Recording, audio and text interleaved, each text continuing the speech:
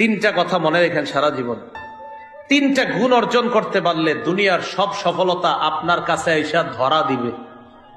কয়টা?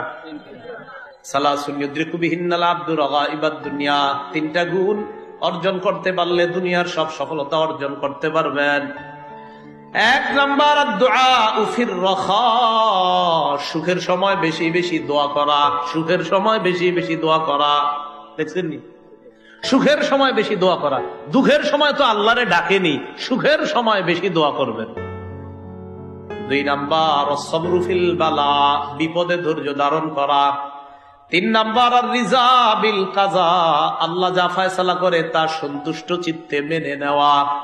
তাহলে এক নাম্বার যেটা জানলাম, সুখের সময় বেশি বেশি দোয়া করা। সুখের সময় যদি বেশি বেশি দোয়া করতে পারি, দুঃখের সময় আল্লাহ আমাদের পাশে বেশি বেশি থাকবেন। এই জন্য সুখের সময় বেশি আল্লাহরে ডাকবেন।